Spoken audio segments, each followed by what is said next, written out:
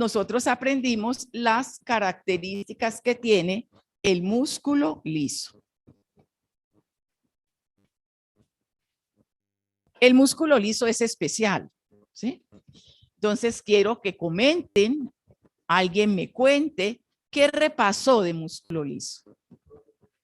Profe, que el músculo liso es un sinsitio. O sea que perfecto. Cuando hablo de músculo liso, entonces voy a encontrar dos modelos. Un músculo liso sinsitial, que es el músculo liso visceral, que es el músculo liso donde las fibras están muy unidas y que tiene ventajas biológicas. Cuando aplico el estímulo a la primera fibra, todas las demás responden de manera uniforme. Mientras que el otro músculo liso es el de fibras independientes. Cada fibra necesita un estímulo. Este músculo liso tiene una característica grandota. Este músculo liso es involuntario. Entonces ahora vamos a ver características que solo tenga el músculo liso. Que solo las tenga el músculo liso. Exactamente. Entonces este músculo liso no tiene proteínas reguladoras. Y entonces entramos a repasar que las proteínas reguladoras son el complejo troponina, tropomiosina. Él no tiene esas proteínas reguladoras. En cambio, ¿él qué tiene? En relación para que me reemplace, tiene una proteína, entonces tiene calmodulina. Y esta calmodulina va a hacer las funciones reguladoras, porque recordemos que las proteínas reguladoras, el complejo troponina, tropomiosina, va a estar relacionado con el calcio. Entonces, en este caso, vamos a tener a la calmodulina. Otra característica de este músculo liso es que su retículo sarcoplásmico está poco desarrollado. Entonces, aquí tenemos un retículo sarcoplásmico poco desarrollado. Y repasemos qué hace el retículo sarcoplásmico. Perfecto. Pero el retículo sarcoplásmico, ¿qué es lo que hace? Perfecto. El retículo sarcoplásmico es para que almacenemos el calcio. Aquí está poco desarrollado por la razón que está dando nuestra compañera. El músculo liso es versátil en cuanto al manejo del calcio. Puede manejar calcio, aparte del que guarda aquí, puede movilizarlo utilizando otras rutas. Por ejemplo, el calcio se puede mover a través de activar segundos mensajeros, como el IP3, la activación de segundos mensajeros, o se puede mover mediante la activación de ligandos. Un ligando puede ser un neurotransmisor que haga que cuando es reconocido ese neurotransmisor por su receptor, eso movilice ese calcio. ¿Qué más tiene mi músculo liso? Exactamente. Exactamente. Entonces el músculo liso tiene autonomía. Autonomía significa que se puede comportar como un marcapasos. Y a nosotros ya nos quedó claro lo que significa comportarse como un marcapasos. ¿Sí o no, clase? Que puede generar potenciales de acción de manera espontánea, pero también responde, a, como dice el compañero, la distensión, es decir, eso es un estímulo mecánico. Nuestro músculo liso, que tiene esa autonomía, también va a tener o no va a tener túbulos T. Túbulos T también son escasos, mal desarrollados, y otros autores dicen que no tiene. Exactamente. En este caso íbamos a tener las caveolas. Y una característica fundamental del músculo estriado y del músculo cardíaco es la delimitación mediante sarcómeros. Aquí no tengo sarcómeros. ¿Qué tengo aquí? Entonces aquí no tengo sarcómeros. En lugar de los sarcómeros voy a tener cuerpos densos. Ahora, desde el punto de vista bioquímico, para que mi músculo liso se active, ¿yo qué necesito? Desde el punto de vista bioquímico. Necesito un proceso de fosforilación. ¿Y quién se fosforila? La miosina, y la miosina aquí también es diferente, ¿no? Nosotros tenemos una miosina en el músculo estriado y una miosina en el músculo cardíaco, y la miosina del músculo liso, ella es diferente en cuanto a la estructura. Bueno, entonces, ya que hemos repasado estas características generales, vamos a ver cómo es la electrofisiología del músculo liso. Cuando a mí me dicen electrofisiología del músculo liso, es una palabra bonita para decirme que explique el proceso de contracción, relajación del músculo liso, y entonces lo vamos a repasar paso a paso y le vamos a poner el nombre bonito, electrofisiología. Entonces vamos a ver la electrofisiología del músculo liso. Entonces, lo primero que tenemos que recordar es que el potencial de reposo del músculo liso no es como el potencial de reposo del músculo estriado y del músculo cardíaco, es decir, estable. El potencial de reposo del músculo liso es inestable. Inestable quiere decir que a veces es muy, muy, muy negativo y luego se pone un poquito positivo. Esto es un potencial de reposo inestable. Este potencial de reposo inestable, entonces me va a originar unas ondas. Y estas ondas se llaman ondas lentas. Entonces aquí tengo ondas lentas. Estas ondas lentas me podrían explicar por qué el músculo liso no mantiene completamente contraído ni completamente relajado. Él tiene un tono. Entonces, estas ondas lentas van a ser las responsables del tono. Y ese tono, perdón, tranquila, pregúnteme lo que quiera. ¿Perdón? No hay sarcómeros, es decir, no hay Z y Z que me defina, pero sí tengo cuerpos densos. Recuerden que entre Z y Z se tienen que alinear los miofilamentos. Y entonces aquí la alineación de los miofilamentos la orientan los cuerpos densos. Entonces estábamos hablando que había un tono. Ese tono lo dan las ondas lentas y ese tono tiene nombre. En fisiología del músculo liso hablamos del ritmo eléctrico básico. Y en lo sucesivo, cuando hablemos de ritmo eléctrico básico, vamos a utilizar unas siglas en mayúscula. R.EB. Entonces, nuestro músculo liso mantiene en este estado, en REB, ritmo eléctrico básico. Y esto me prepara al músculo liso para que pueda dar la respuesta. La respuesta del músculo liso, al ser excitable, es generar señales eléctricas. Y esas señales eléctricas que me genera el músculo liso, entonces son de dos modelos, ¿lo recuerdan? Entonces de aquí me va a salir la señal eléctrica, que es un potencial de acción. Entonces mi músculo liso va a tener dos modelos. Recuerden el potencial de acción en espiga. ¿Cómo es mi potencial de acción en espiga? Es muy rápido, ¿cierto? Entonces se llama en espiga porque tiene una forma de espiga. Algunos autores dicen que se llama potencial de acción en aguja. Y este potencial de acción en espiga, este potencial de acción en aguja, que es una respuesta muy rápida, va a depender mucho del calcio. Va a depender más del calcio, esta parte. Cuando me voy haciendo menos negativo, esta parte, ¿cómo se llama? Despolarización, que la despolarización va a depender, en este caso, más del calcio que del sodio.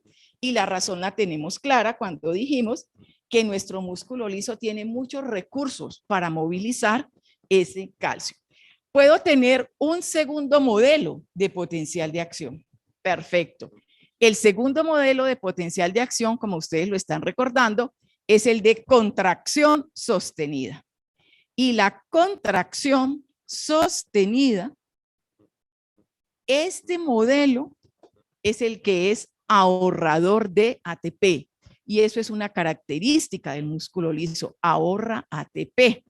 Cuando hacemos una contracción sostenida y tenemos un potencial de acción en meseta, en ese momento nosotros empezamos a hablar de puente en cerrojo. ¿Y qué significa puente en cerrojo? Puente en cerrojo significa miosina fosforilada entra en contacto con la actina y dicen durante un tiempo las unidas y que el proceso de separación se va dando lentamente. Entonces allí estamos gastando menos energía, que es equivalente a decir que mi contracción sostenida, mi puente en cerrojo, es un ahorrador de energía. Ahora vamos a reconstruir el paso a de cómo este proceso de contracción. ¿Quién hizo esa construcción del paso a paso? Y que se la sepa, no que me la lea, que se la sepa, como algo que ya se aprendió para toda la vida.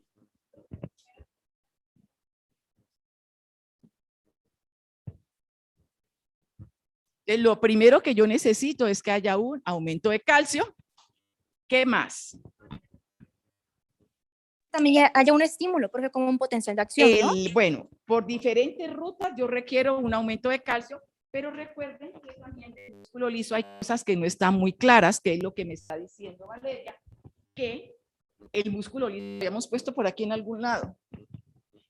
Podría funcionar como un marcapasos, ¿sí?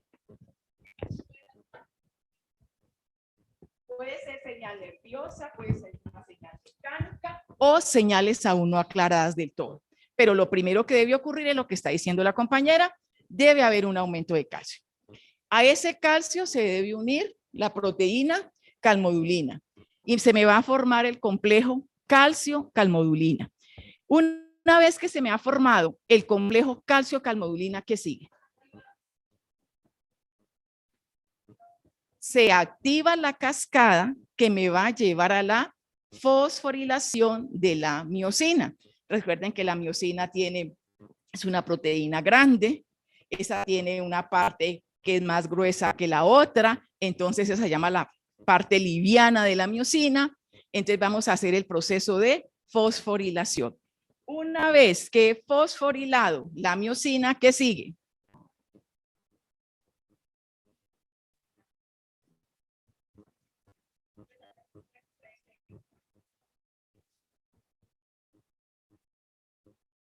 ¿Y cómo rompo ese proceso?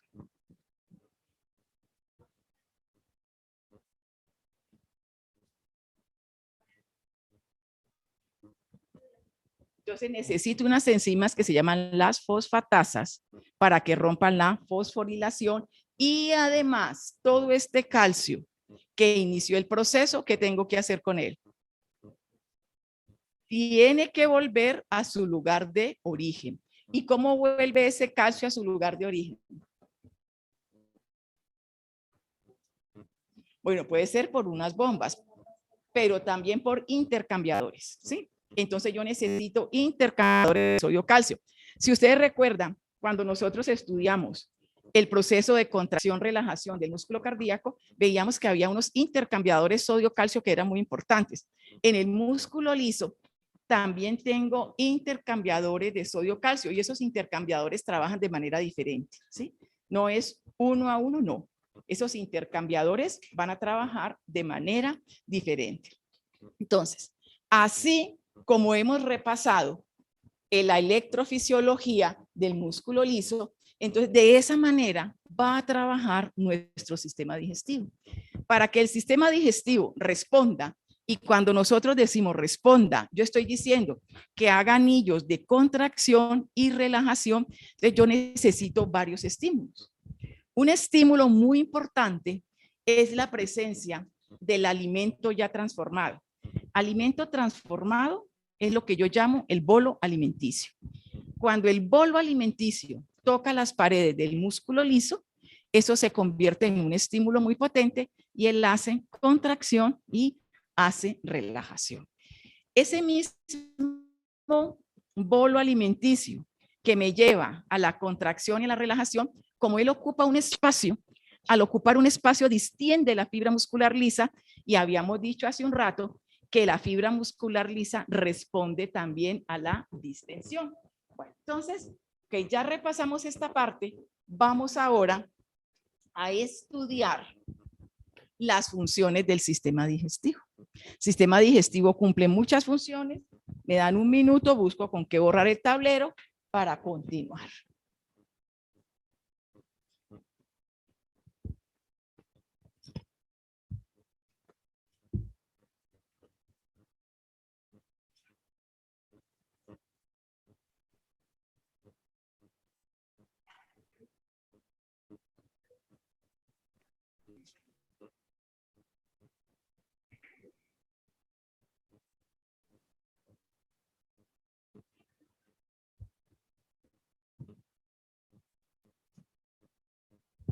Bueno, entonces, ¿para qué la naturaleza nos dotó de un sistema digestivo?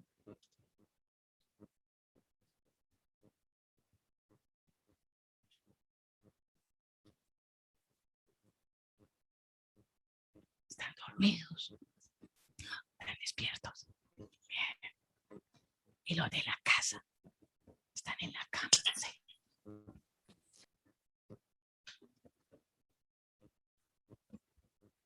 Sí.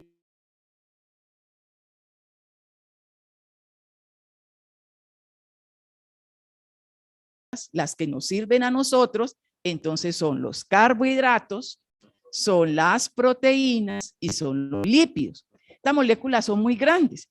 Entonces, la segunda función de mi sistema digestivo es romper. ¿Romper a quién? A las macromoléculas. Y lo primero que tiene que hacer mi sistema digestivo, y esa es la segunda función, es hidrolizar. ¿Sí? Entonces tiene que hidrolizar. ¿A quién? Todas estas macromoléculas tienen hidrógeno. Entonces tiene que romper los puentes de hidrógeno. Tiene que hidrolizarlas. Bueno, entonces ya rompí esas macromoléculas. Ahora me toca transformar esas macromoléculas. Las tengo que transformar en unidades sencillas que puedan hacer proceso de absorción. Transformar en unidades sencillas. Para transformar en unidades sencillas, entonces yo tengo que hacer un paso a paso. Y ese paso a paso para transformar esta macromolécula en unidades sencillas requiere que primero hagamos una ingestión de esas macromoléculas. Después de que hemos hecho la ingestión de esas macromoléculas, ellas tienen que seguir un proceso de transporte a través del tubo. Entonces hago ingestión, hago transporte, y en la medida en que voy transportando esa macromolécula, voy haciendo los procesos de digestión. Entonces, mientras voy haciendo el transporte, hago unos procesos de digestión mecánica. Digestión mecánica es que esa molécula la tengo que ir haciendo cada vez más pequeñita. La tengo que romper, la tengo que transformar. Y hay dos procesos que se estudian separados, pero ellos se dan de manera simultánea. Yo tengo una digestión mecánica y yo tengo una digestión química. Cada pedacito que voy rompiendo y que voy haciendo mover por mi tubo digestivo tiene que entrar en contacto con las secreciones. Entonces, cuando yo hablo de la digestión química, pongamos aquí entre paréntesis, estoy hablando de las secreciones. Y Eric me está diciendo algo muy importante. yo tengo que tener en cuenta que tengo unas enzimas que se llaman hidrolíticas, solamente para este proceso. Y aquí tengo unas enzimas que son digestivas, ¿sí? Son diferentes mis enzimas digestivas a mis...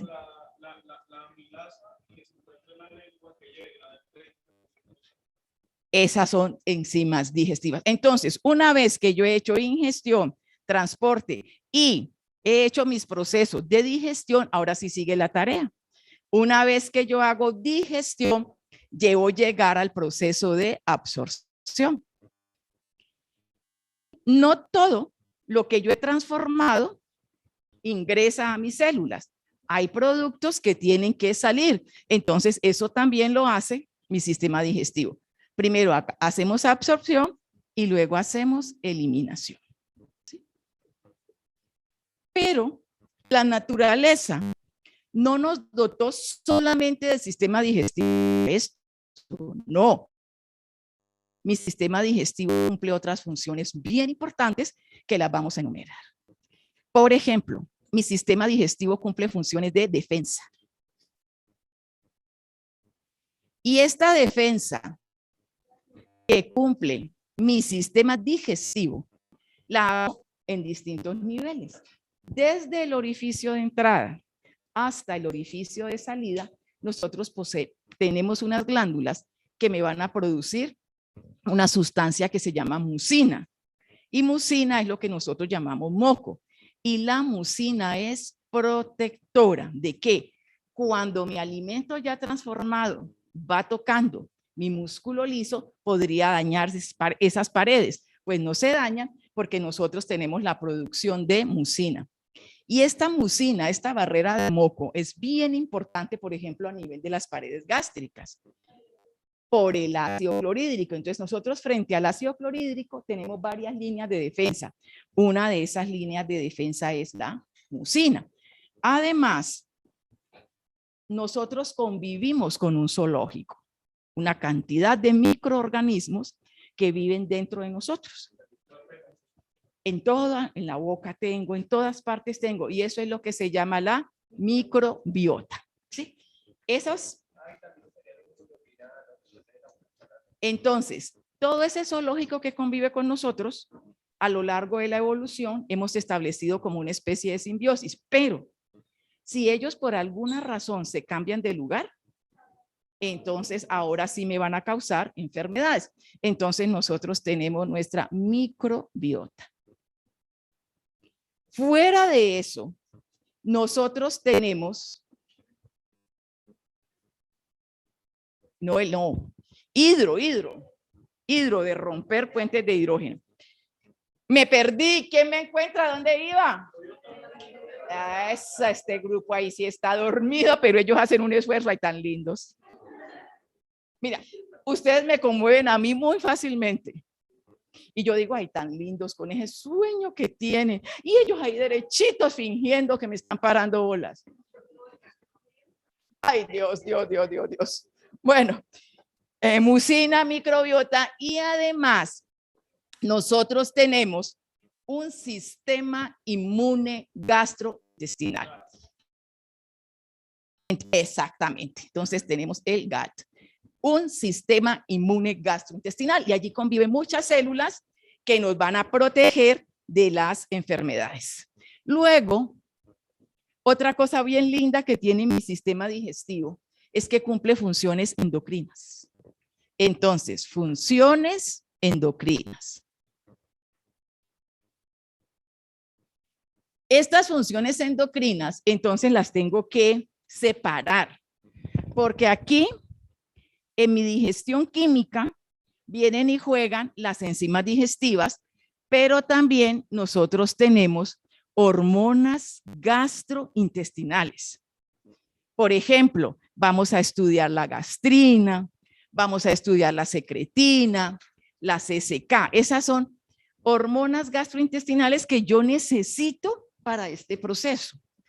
Pero también acá en mi tracto gastrointestinal se han encontrado muchas hormonas igualitas a las que se producen en el sistema nervioso central. De esas es que estamos hablando aquí.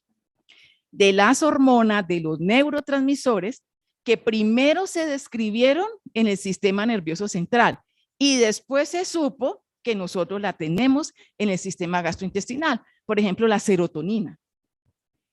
Una buena parte de serotonina es gastrointestinal, pero también tenemos neurotransmisores. De tal manera que uno podría decir que la felicidad depende de mi sistema gastrointestinal por la cantidad de hormonas y neurotransmisores que vamos a sintetizar aquí. Ahora vamos a pasar a otra función que también ya no la sabemos porque Luz Mercedes la ha mencionado en clase.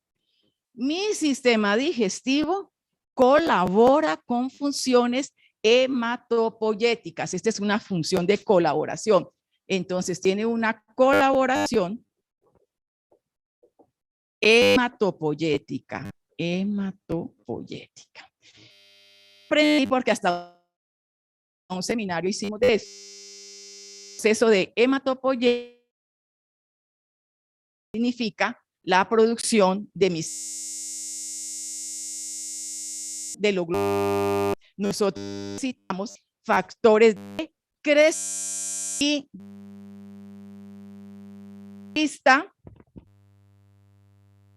¿Qué es eso?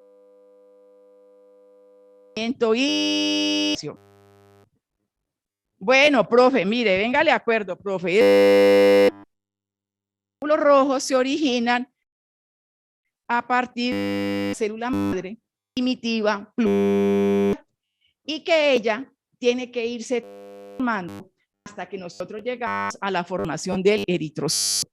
Diga, es que va teniendo el glóbulo rojo proceso de transformación. En ese proceso pierde el núcleo y para hacer tiene que tener unos factores. Es la vitamina B. Fisiología del semestre. Esa vitamina B12 tiene que protegerse porque ella se degradaría muy rápidamente. Entonces, ¿dónde la protejo? La protejo en el estómago. Porque el estómago, en sus funciones secretas, entonces me va a producir una sustancia que envuelve la vitamina B12, que se llama factor intrínseco. Entonces, el factor intrínseco, para estas funciones hematopoyéticas, yo tengo mi vitamina B y la envuelvo con el factor intrínseco y de esa manera evito que ella se degrade. Esa es la primera, pero no la única función de colaboración. Recordémonos de otra cosa que anoche estaban estudiando. Y a propósito, no hice ni una pregunta de eso, me va a tocar modificar el examen. Proceso de coagulación. No sé cómo olvidé mi proceso de coagulación. Bueno, entonces en mi proceso de coagulación, ¿yo qué necesito? Necesito calcio, muy bien, ¿qué más? Unos factores de coagulación. ¿Y la vitamina K para qué la necesito? Porque nosotros en todo ese proceso necesitamos factores procoagulantes y factores. Entonces, ¿qué hace la vitamina K?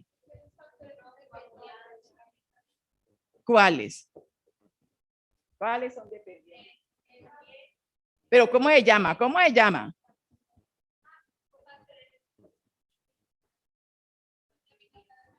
No, señora, eso tiene nombre. Ahí me los quedan debiendo porque ahorita modifico el examen y se los pregunto mañana para que no les olvide nunca más en la vida. Bueno, entonces estábamos diciendo que tiene una colaboración hematopoyética. Entonces yo lo necesito para... Y esta colaboración hematopoyética vuelve acá. Esto es de defensa. Porque si yo no tengo vitamina K, entonces no voy a poder hacer bien mi proceso de coagulación cuando se me rompa un vaso. ¿Qué otra función grande tiene mi sistema digestivo? Bueno, dejemos esas 6 funciones, ahí me faltan otro par que ustedes las van a encontrar. Entonces, veamos ahora cómo se hace el control de todas estas funciones. ¿Cómo se controla el sistema digestivo? Y esa es una pregunta que yo creo que hacía parte del taller. Vamos a borrar esto para estudiar el control.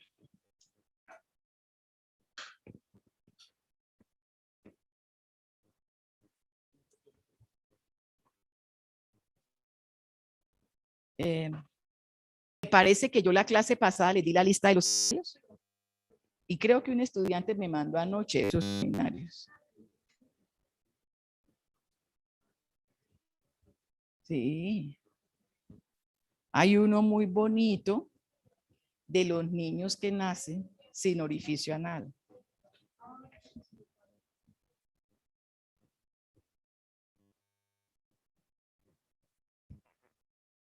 Casa. Casa. Casa. Sí, profe. Aquí estamos. Ay, es que de repente siento que se me están perdiendo. Bueno, entonces vamos a hacer control. Les explicaba yo la clase pasada que ustedes son como el sistema digestivo.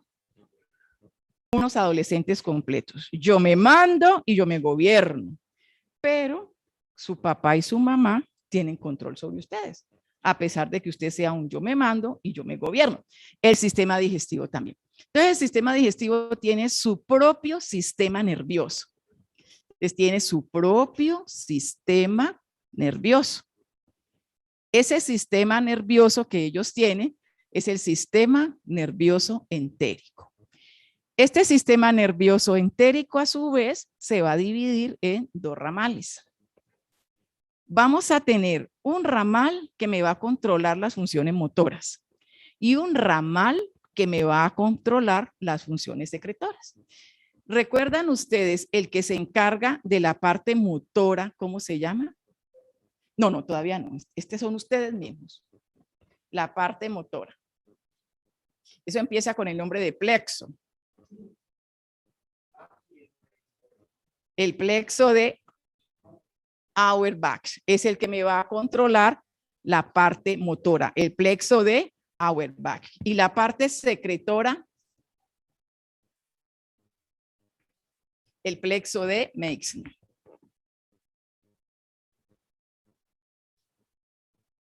Entonces, cada vez que mi sistema digestivo hace contracción, relajación, están estos. Estos se llaman plexos porque las axones de las neuronas están interconectados para generar esos movimientos. Pero este sistema nervioso entérico recibe órdenes. ¿De quién? Ahora sí. Del sistema nervioso autónomo. Y cuando nosotros hablamos del sistema nervioso autónomo, recuerden que estamos hablando de dos ramales. ¿Cómo se llaman esos ramales? El sistema simpático y el sistema parasimpático. Quien manda todas las actividades de mi sistema digestivo es el parasimpático. Entonces vamos a ponerle aquí más, para que recuerden que él es el comandante en jefe. Y el simpático lo inhibe. Y esta inhibición del simpático es muy importante. Esta es la que nos salva la vida. Cuando se hace una redistribución del flujo sanguíneo, cuando nosotros hemos perdido sangre.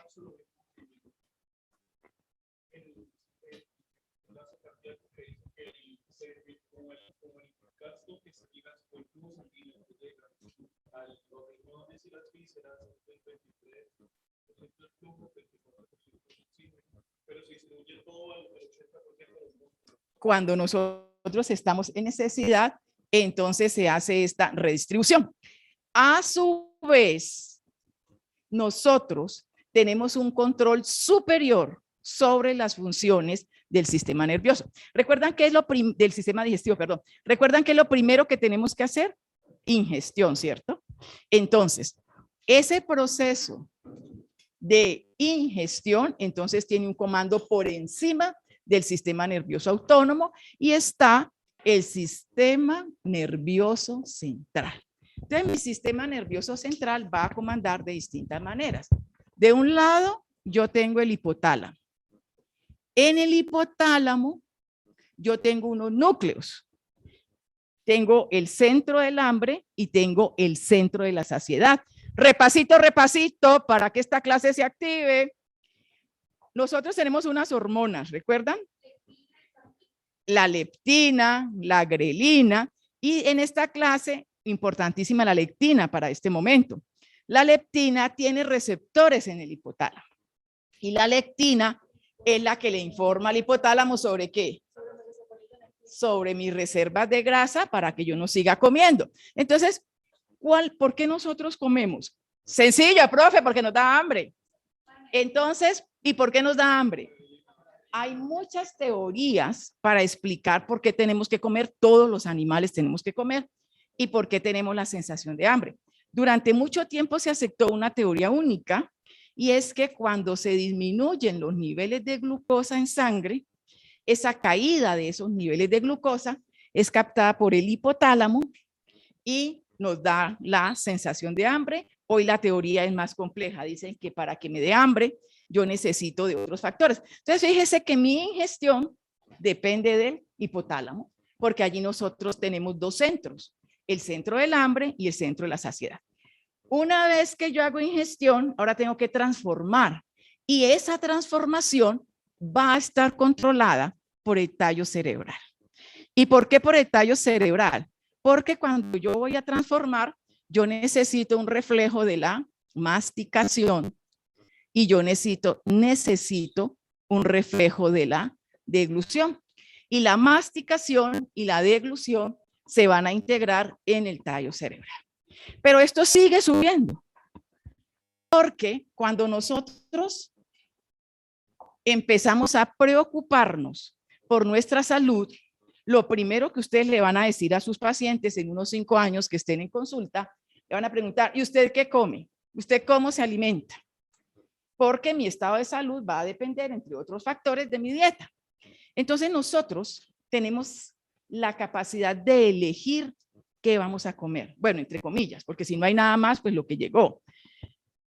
Tenemos esa capacidad de elegir. Entonces ustedes, por ejemplo, ya eligen bien. No grasas, por favor, no tanta sal, que eso me hace daño. Cero Coca-Cola, porque eso me hace daño. Eso es lo que he aprendido en la universidad.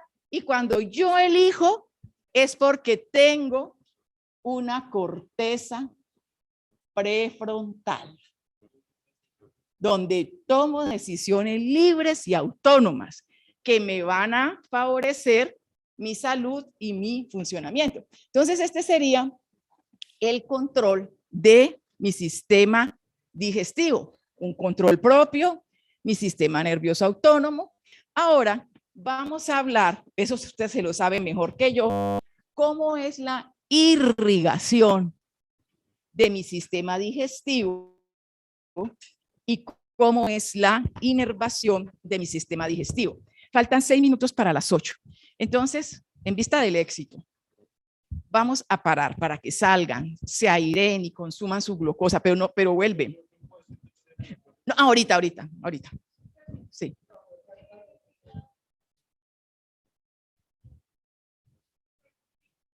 Grelina, no, son un mundo.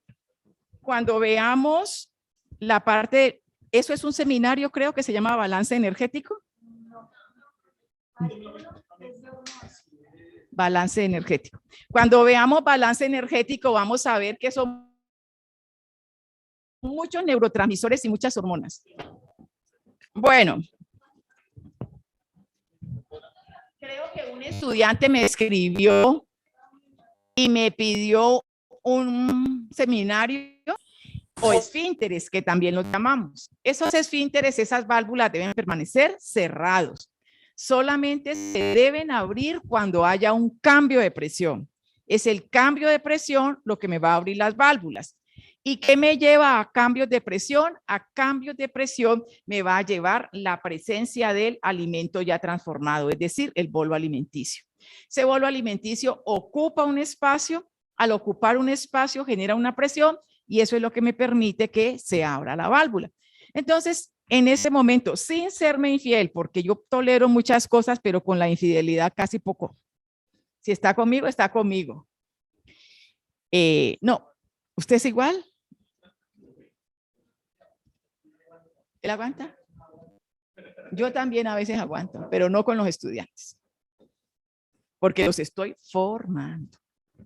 Bueno, entonces, como ustedes son muy fieles, ahorita todo me van a hacer a manito. Alguno de ustedes puede ser cirujano en potencia, entonces hay que desarrollar habilidad manual. Me van a dibujar el sistema digestivo, localizándome las válvulas y poniéndole el nombre. Válvula fulana, válvula fulana, válvula fulana. Los esfínteres. Me los van poniendo los nombres. Y luego vamos a hacer, y luego vamos a realizar dos personas me enviaron lecturas complementarias de digestivo al correo. Recuerdo a Juan, pero antes me había llegado, bueno, debe ser alguien de la casa que todavía no se ha enterado, que estamos en clase. Entonces, hago mi dibujo, localizo mis válvulas y luego escribimos lecturas complementarias. Y solo valoro lo que me sea entregado hoy a las 10:45. Si usted se pone a estudiar, a seguirme siendo infiel con ese cuestionario de las 109 preguntas, entonces pierde la nota de fisiología.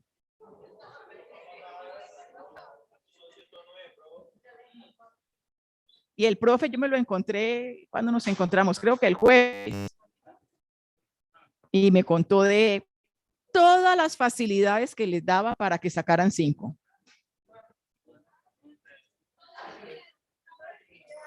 Juan, hágame un favor y le envía a su compañero las 2 lecturas. Los 2. Eso va hoy también. Vean, présteme atención, muchachos. ¿Qué vamos a hacer hoy? El dibujo, ¿sí? Localizando los esfínteres.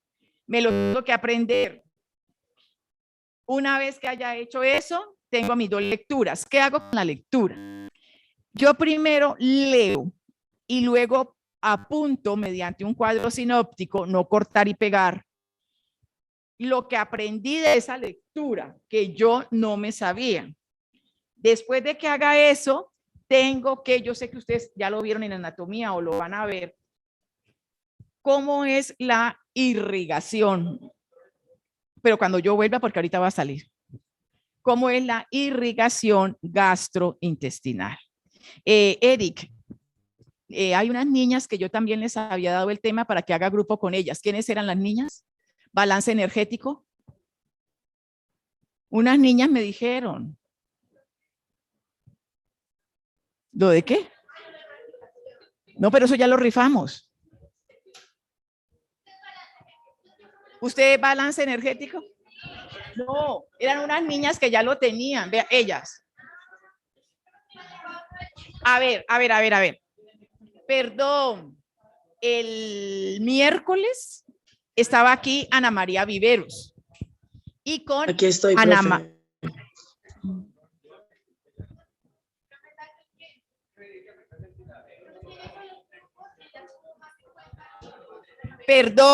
Perdón. Ana María, ¿me estás oyendo? Sí, profe, yo la estoy escuchando, aquí estoy. Con Ana María hicimos la rifa, inclusive hubo veedores de la rifa. Tú fuiste un veedor. Perdón, entonces ya los grupos quedaron asignados. Sí, profe, los grupos ya están. No los grupos ya están. Perdón. Por favor, el tiempo es oro. Entonces estamos haciendo una actividad. Si usted quiere que yo le ponga nota por esa actividad, a las 10:45 la tiene que tener lista.